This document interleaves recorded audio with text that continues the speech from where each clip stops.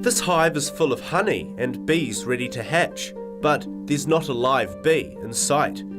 They've disappeared, seemingly without a reason, a sign of the mysterious colony collapse that hasn't affected New Zealand, until possibly now. 40 out of the 50 hives that Kerry McCurdy has inspected in the last 2 months look the same as this one.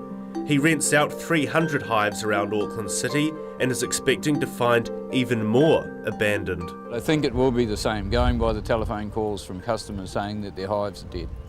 And the very best places, hives that were 10 out of 10 for quality in the autumn, were giving 30, 50 kgs of honey and now they're dead. The cause of colony collapse disorder is unknown, but it's believed it's likely to be a combination of factors.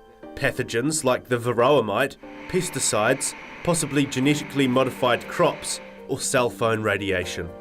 Mr. McCurdy says if it's happening in Europe and the United States, there's no reason to think it won't happen here. We've got blockers on all our hives for that because we operate in the city, and we're full of microwave cell phones and everything electrical. But this new G3 system, or 3G system that's come in, is almost double the power. And we didn't upgrade our blocking to accommodate that. So there is a possibility that we've got skimmed by the bloomin' cell phone system too.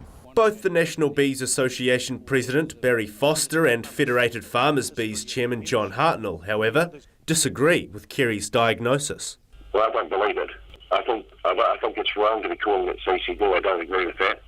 They both think it's due to varroa mites, which have grown in resistance to the chemicals used to abate them.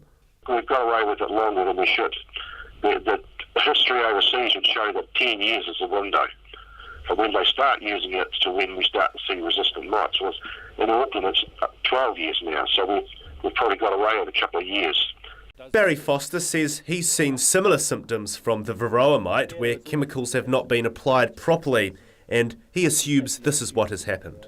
Kerry would have put a treatment in the autumn to treat his hives for varroa so they get through the winter fine. And if that didn't work in the autumn, we'd be seeing the results that he's got now. But this isn't something Mr. McCurdy accepts. There's honey in the hives, so they haven't starved, but nothing's attacked the honey, and that's a classic sign of CCD. And the other sign that's not varroa, but a classic sign of CCD, colony collapse disorder, is that there's boodles of babies there. They would have hatched if they'd been maintained by the bee colony. So there's 10 or 30,000 bees have vanished. There's not even a dead bee in the hive. The Ministry for Primary Industries has contracted Assure Quality to take test samples from Mr. McCurdy's hives and should answer many questions, one in particular, this week.